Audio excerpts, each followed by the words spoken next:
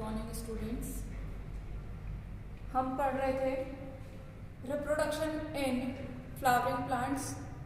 इसमें हमने अपनी पिछली क्लासेस में पढ़ा कि फ्लावर या पुष्प का स्ट्रक्चर कैसे होता है, उसमें कौन से पार्ट्स पाए जाते हैं, और हमने ये भी पढ़ा कि कैलिक्स और करोला एक्सेसरी वर्ड्स हैं, डायरेक्टली रिप्रोडक्शन में पार्टिसिपेट नहीं करते। एंड्रोशियम और गायनीशियम रिप्रोडक्टिव वर्ब है जिनसे सेक्सुअल रिप्रोडक्शन होता है एंजियोस्पर्मिक प्लांट्स या फ्लावरिंग प्लांट्स में। इसी के बाद हमने पढ़ा मेल रिप्रोडक्टिव स्ट्रक्चर, स्टेमन की स्ट्रक्चर कैसी होती है। उसमें एंथर लोब या एंथर एक यूनिट है मेल रिप्रोडक्टिव वर्ल की, एंड्रोशियम की, और उस एंथर में 3 पार्ट होते हैं, हम पहले देख चुके हैं, फिलामेंट, कनेक्टिव और एंथर लोब। एंथर लोब या टिप ऑफ एंथर ही वो इम्पॉर्टेंट पार्ट है जो सेक्सुअल रिप्रोडक्शन में पार्टिसिपेट करता है।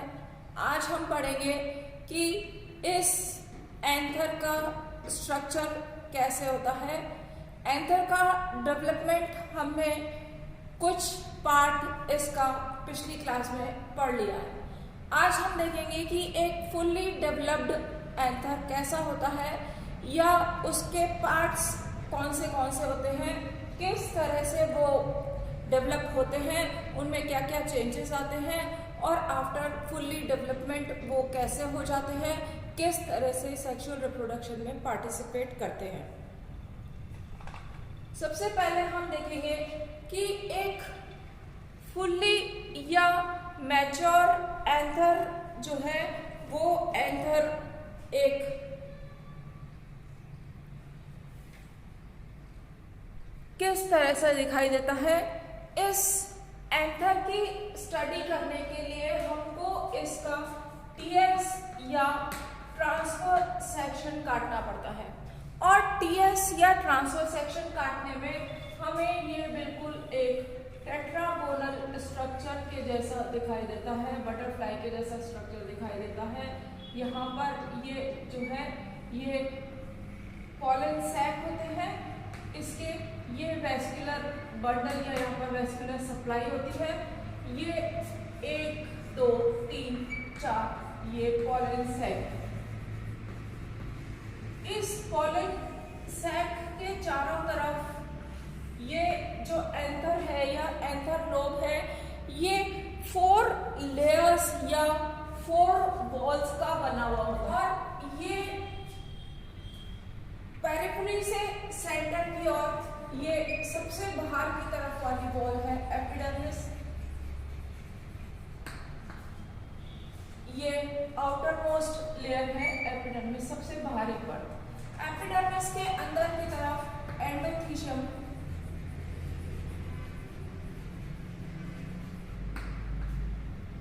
एंडोडर्मिस से अंदर की तरफ मिडिल लेयर, और मिडिल लेयर के अंदर या सबसे अंदर की तरफ होती है टैपिटम। तो हम कह सकते हैं कि इस पॉलन सैक की दीवार 4 तरह की कोशिकाओं की बनी हुई होती है। सबसे बाहर की तरफ epidermis, endothecium, middle layer, then tapetum, और इस टैपिटम के अंदर की तरफ ये होता है पॉलन सैक। यहाँ पर 4 पॉलन सैक होते हैं। एक पॉलन सैक के अंदर पॉलन ग्रेन बनते हैं। तो अपनी आज की क्लास में हम पढ़ेंगे कि ये जो वॉल्स है ये कैसी होती है, इनका स्ट्रक्चर, फंक्शन, अरेंजमेंट कैसा होता है। सबसे पहले हम पढ़ेंगे आउटर मोस्ट वॉल एपिडर्मिस के बारे में।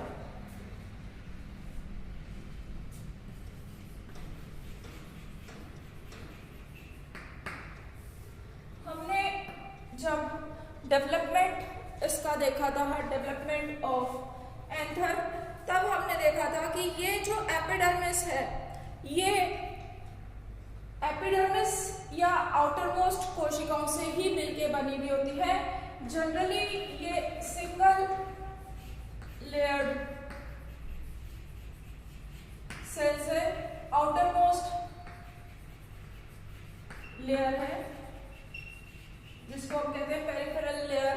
ऑब्वियसली बात है, पेरिफेरल लेयर जो है वो प्रोटेक्टिव नेचर की होती है, और जब इसका डेवलपमेंट होता है तब इस कोशिकाओं में एंटीक्लीनल डिवीजन होता है। प्लेन ऑफ डिवीजन इसका एंटीक्लीनल है। इसका मतलब है ये अगर हम देखें कि ये जो कोशिकाएं हैं इसकी एपिडर्मिस की कोशिका, तो ये अगर एक कोशिका है तो इस कोशिका में प्लेन ऑफ डिवीजन इस तरह से होता है। इस एक कोशिका से ये दो कोशिका बन गई और इन दो कोशिकाओं में फिर इस प्लेन में डिवीजन होगा। इस तरह से यहाँ पर कोशिकाओं की संख्या लगातार बढ़ती जाती है, और ये जो बढ़ती हुई संख्या है ये इसके डेवलपमेंट में, क्योंकि पहले एंथर जब परिपक्व नहीं हुआ था तब उसका साइज छोटा था और धीरे धीरे ये बड़ा होगा, तो ये जो इंक्रीज है इसका एंटीक्लीनल डिवीजन है ये हेल्प करता है डेवलपिंग एंथर को इस तरह से ग्रो करने में। ये यहाँ पर इसकी स्पेसिफिक डिवीजन है एंटीक्लीनल डिवीजन।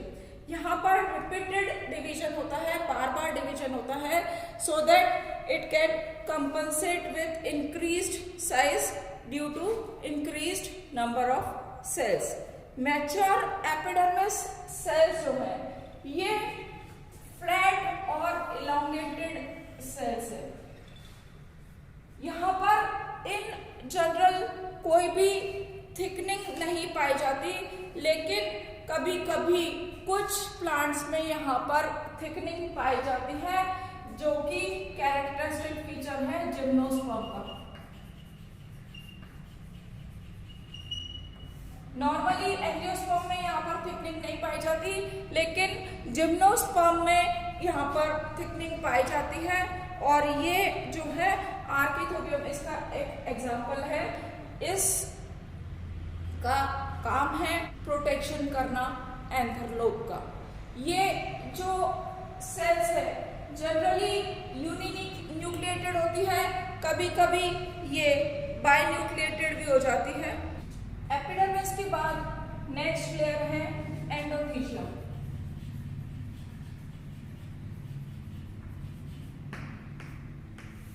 जैसा कि हम पहले ही बता चुके हैं कि हम पेरिफेरी से अंदर की तरफ कर रहे हैं, तो सबसे बाहर की तरफ एपिडर्मिस है, उस एपिडर्मिस के अंदर की तरफ ये एंडोथीशियम है। नॉर्मली एंडोथीशियम यूनिलेयर्ड है, एक कोशिकीय मोटी परत की बनी हुई होती है, लेकिन कभी कभी ये डबल लेयर्ड होती है। नॉर्मली का मतलब है जनरली यूनिलेयर्ड होती है और डबल लेयर्ड हो सकती है।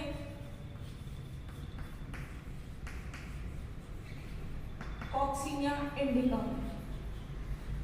कॉक्सिनिया इंडिका में ये डबल लेयर्ड होती है, और इस एंडोथीशियम में फाइब्रस थिकनिंग पाई जाती है।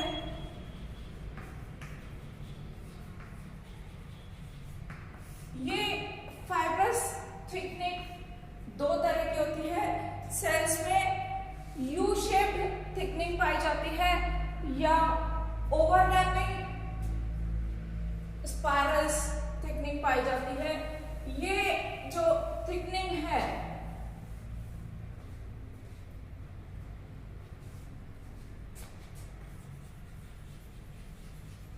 एंडोथीशियम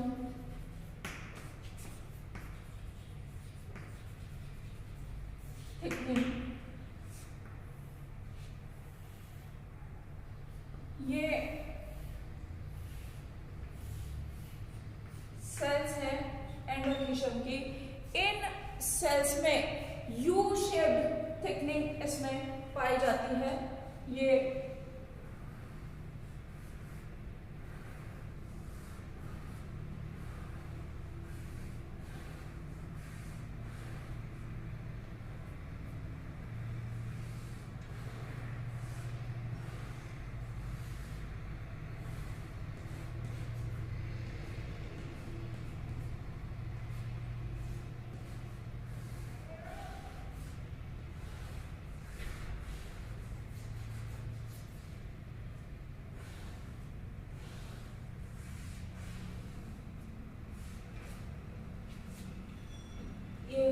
इसके बाहर की तरफ, पेरिफेरी की तरफ हम अगर बात कर रहे हैं तो ये एंडोथीशियम के बाहर की तरफ है एपिडर्मिस और अंदर की तरफ है मिडिल लेयर वाली सेल्स।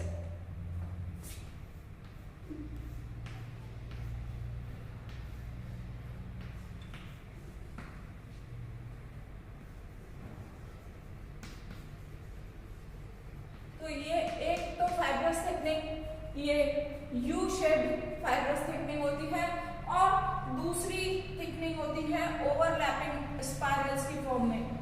ये इस तरह से एंडोडर्मिस है, इस एंडोडर्मिस में इस तरह से ये स्पाइरल थिकनिंग पाई जाती है। ये ओवरलैपिंग स्पाइरल थिकनिंग है।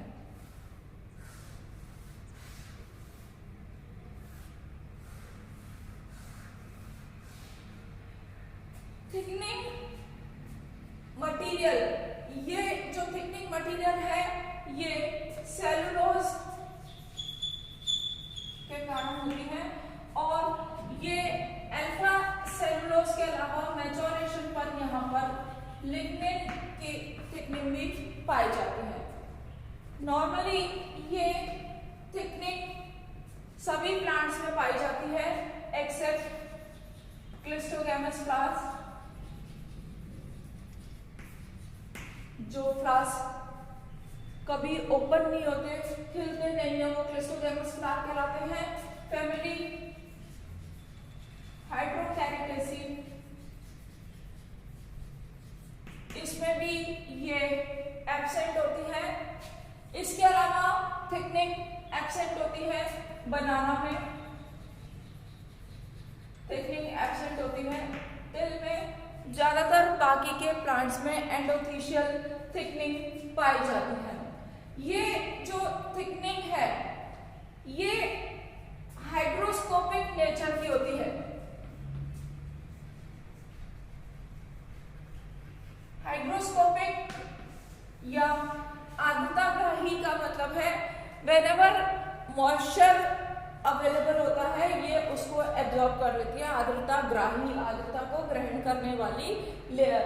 और इस हाइग्रोस्कोपिक नेचर के कारण ये डिहिसेंस ऑफ एंथर में हेल्प करती है।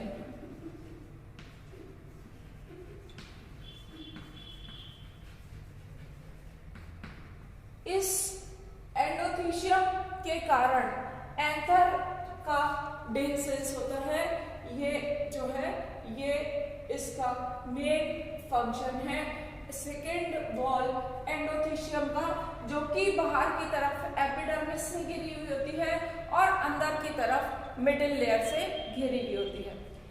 इस एपिडर्मिस के बाद नेक्स्ट एंडोथीशियम के बाद थर्ड लेयर है middle layer. Middle layer 3-4 cell thickened होती है।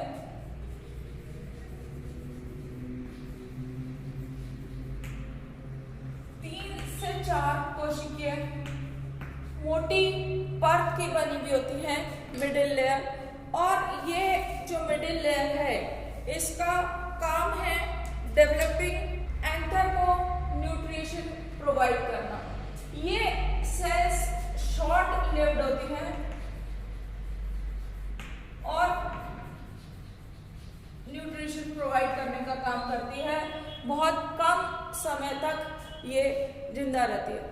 यहाँ पर ये जो सेल्स है ये क्रश हो जाती है जब इसका डेवलपमेंट होता है। एंकर लोग के डेवलपमेंट के साथ साथ मिडिल लेयर की सेल्स क्रश होती जाती है और अपना न्यूट्रिशन जो है ये प्रोवाइड कर देती है थ्रू टैपेटम डेवलपिंग पॉलन सेक को, और बहुत जल्दी डिजेनरेट हो जाती है। इस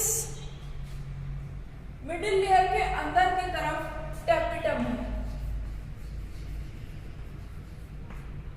अगर हम पॉलन सैक की बात करें, ये अगर सपोज पॉलन सैक है तो इस पॉलन सैक को घेरने वाली परत ही टैपेटम है। ये टैपेटम सबसे इंपॉर्टेंट लेयर है।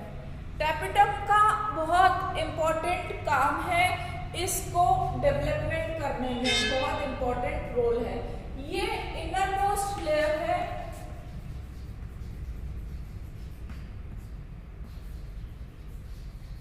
चारों लेयर में सबसे अंदर की तरफ ये टैपेटम होती है और ये सिंगल लेयर के रूप में स्पोरोजिनस टिश्यू के चारों तरफ पाई जाती है। फिजियोलॉजिकली ये जो है डेवलपिंग स्पोरोजिनस टिश्यू को न्यूट्रिशन प्रोवाइड करने का काम करती है, इसलिए इसका बहुत इंपॉर्टेंट रोल है। ये टैपेटम डेवलप होती है प्राइमरी पैराइटल सेल से। हमने जब एंथर का डेवलपमेंट देखा था तब हमने देखा था कि एपिडर्मिस जो है वो सबसे बाहरी लेयर होती है और एपिडर्मिस से ही डेवलप होती है, बट ये जो तीनों लेयर है एंडोथीशियम, मिडिल लेयर, टैपेटम और इंक्लूडिंग पॉलन सैक, ये सबके सब प्राइमरी पैराइटल सेल से डेवलप होते हैं, या ये जो है एपिडर्मिस के अंदर वाली सारी लेयर से डेवलप होते हैं। जनरली टैपेटम वन लेयर्ड या यूनिलेयर्ड होती है, लेकिन कभी कभी ये मल्टीलेयर भी हो सकती है, जैसे कॉक्सीनिया।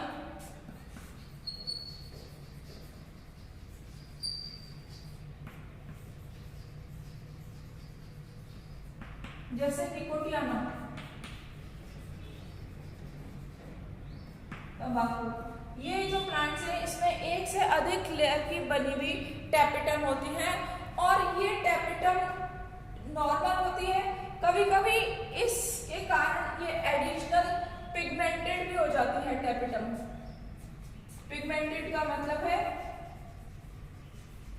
रंगीन, कलर्ड टैपेटम हो जाती है। और ये जैसे एनिमोन इसका एग्जाम्पल है, एनिमोन में पर्पल कलर की हो जाती है टैपेटम, एनिमोन की पर्पल कलर की टैपेटम होती है। तो ये टैपेटम पिगमेंटेड भी हो सकती है, जैसे एप्पल में रेडिश ब्राउन कलर की टैपेटम होती है।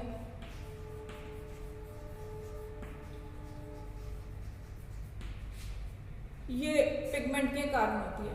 टैपेटम दो तरह की होती है, अमीबॉइड और सीक्रेटरी या ग्लैंडुलर।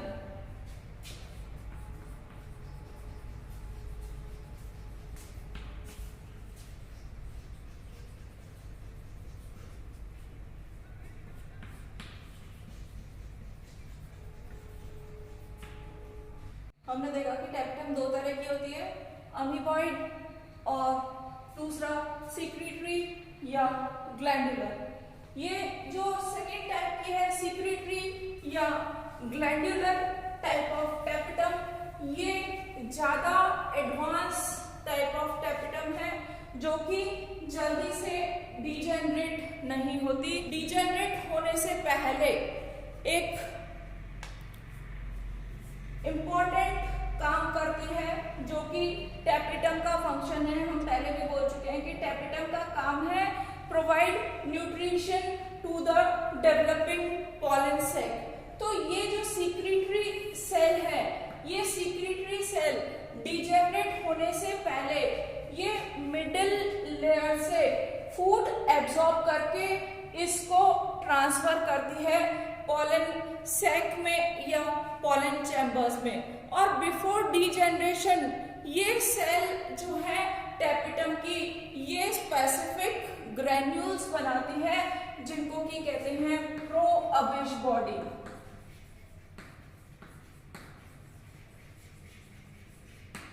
प्रो अबिश बॉडी क्या है? ये जो एडवांस सेल है सिक्रीटरी या ग्रैन्युलर टैपेटम, ये सेल्स जल्दी से डिजेनरेट नहीं होती। डिजेनरेट होने से पहले ये मिडिल लेयर वाली 3-4 लेयर वाली जो सेल्स है उनसे न्यूट्रिशन एब्जॉर्ब करके पॉलन सैक तक ट्रांसफर करती है, डेवलपिंग पॉलन ग्रेन्स तक ट्रांसफर करती है और खुद डिजेनरेट होने से पहले स्पेशल ग्रैन्युलर स्ट्रक्चर बनाती है इसके साइटोप्लाज्म में, जिसको कि हम कहते हैं प्रो अबिश बॉडीज। ये जो प्रो अबिश बॉडीज हैं ये बाद में स्पोरोपोलेनिन से घिर जाती हैं और ये स्पोरोपोलेनिन से घिर के ये प्रो अबिश बॉडीज में कन्वर्ट हो जाती है। इन अबिश बॉडीज का काम है पॉलन ग्रेन की वॉल बनाना। ये पॉलन ग्रेन को, जो मैच्योर पॉलन ग्रेन है, जो बाद में आगे जाके हम पढ़ेंगे कि टेट्रड बनाते हैं, उन टेट्रड वाले पॉलन ग्रेन को ये आपस में एक दूसरे से जोड़ के रखती है। तो अबिश बॉडी का काम है पॉलन ग्रेन की वॉल को बनाना। और लास्ट में टैपेटम जो है वो डिजेनरेट हो जाती है और ये अबिश बॉडी को पॉलन सैक में रिलीज कर देती है। ओरिजिनली अबिश बॉडी जो है पार्टिसिपेट करते हैं in the form of outer covering of pollen grains. तो ये हमने पढ़ा कि टैपेटम क्या होते हैं। अब हम पढ़ेंगे कि टैपेटम के फंक्शंस क्या हैं, क्या क्या काम है टैपेटम के। टैपेटम का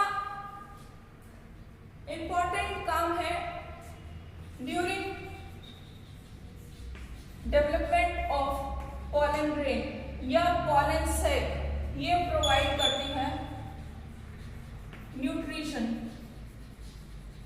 तो हम कह सकते हैं कि टैपेटम का काम है पॉलन ग्रेन के डेवलपमेंट में सहायता करना या पॉलन सैक के डेवलपमेंट में सहायता करना या स्पोरोजेनस टिश्यू के डेवलपमेंट में सहायता करना। तो ये प्रोवाइड करती है nutrition to the developing pollen sac. Tapetum का सेकेंड फंक्शन है जो कि ट्रेडेस्टेंशिया ब्रैक्टेटा में देखने को मिलता है।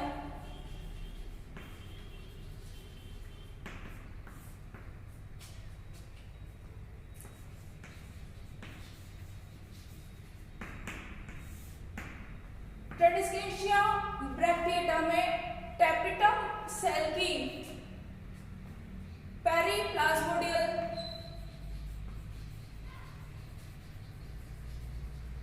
फ्लूइड में